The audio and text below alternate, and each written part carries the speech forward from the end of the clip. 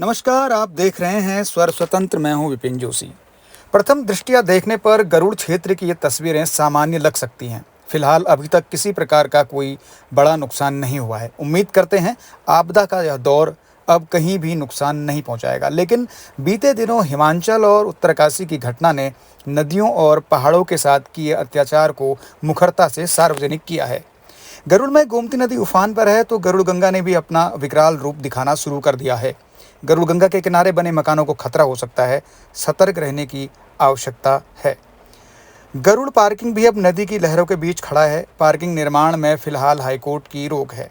विकास के नाम पर उत्तराखंड के नाजुक पहाड़ों के साथ जिस प्रकार का व्यवहार किया गया है वह क्षमा योग्य नहीं है।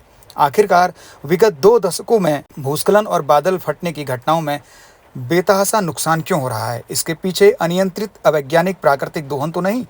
पहाड़ों का सीना चीर नदियों को पाट विकास की पटकथा लिखने वाले विकास के पीछे छिपे विनाश को क्यों नहीं देख पाते होंगे? यह एक गंभीर सवाल है।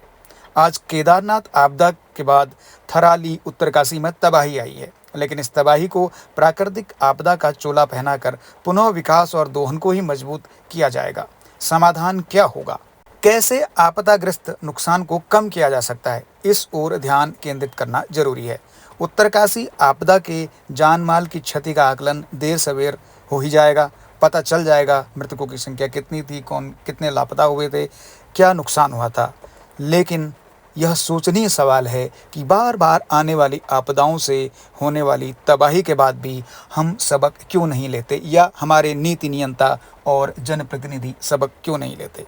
सभी मृतकों को श्रद्धांजलि और उनकी आत्मिक शांति के लिए प्रार्थना करते हैं। गरुड़ गंगा पर यह निर्माणाधीन पार्किंग का नज़ारा है। पार्किंग स्थल नदी की लहरों में घिरा हुआ है। अभी हाल में हाई कोर्ट ने इस पार्किंग पर स्टे लगा रखा है। फिलहाल निर्माण कार्य बंद है, लेकिन यह एक गंभीर सवाल हो सकता है। नगर पंचायत क्षेत्र गरुड़ पुरानी बाजार का यह दृश्य है। नालिया चौक होने से पानी सड़क पर है और सड़क तालाब बन चुकी है। एक आकलन के अनुसार आपदा में सर्वाधिक नुकसान नदी के किनारे बने हुए कस्बों और बाजार क्षेत्रों को होता है। तो नदी के किनारे निर्माण कार्य करने से पहले कौन सोचेगा? यह सरस्वती शिशु मंदिर गरुड़ है, जो गरुड़ गंगा के बिल्कुल किनारे बना हुआ है। बहरहाल ये रॉक के ऊपर है तो खतरे से बाहर इसे कह सकते हैं।